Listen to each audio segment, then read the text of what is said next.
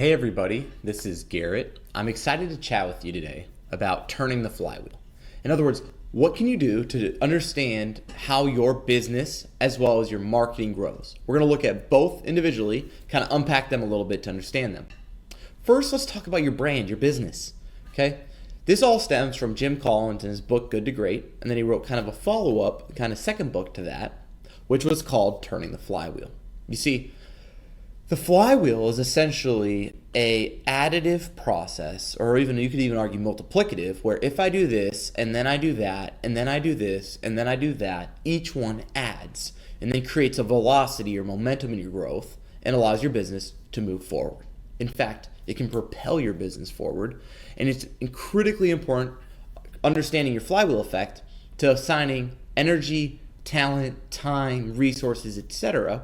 in the right areas. So let's use an example, right?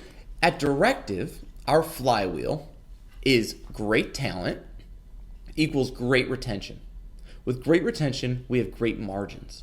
With great margins, we can do great branding, sales, marketing, and advertising. And with great branding, sales, marketing, and advertising, we can go get great clients. And because we have great clients with great retainers, we can go get great talent. And because we have great talent, we can have terrific margins. You see, and it creates essentially a growth engine. Now, what's critically important is from this, you can ask yourself, why am I not growing? Okay, I understand how I'm supposed to grow, but why am I not? Oh, maybe I'm not developing my talent. Maybe my branding and my marketing and my advertising isn't focused on the right people.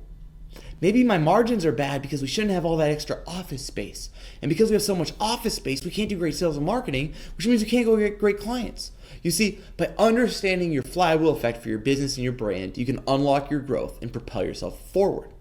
Now, that's kind of understood in the business community.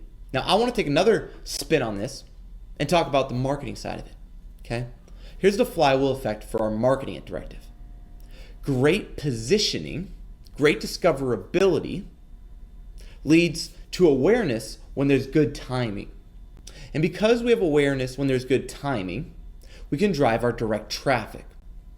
And because we have strong direct traffic, we have money left over to invest in paid, ABM, events, sales development, and other things. And because essentially we are doing so well in those things, it makes sense to keep positioning ourselves to be discovered. And because we're so discoverable, we have good awareness. And because we have good awareness, we have good direct traffic. And because we have good direct traffic, which is acquiring customers at a low cost per acquisition, we can reinvest our additional marketing dollars to go in expensive channels to get new customers. And once again, that creates our flywheel effect.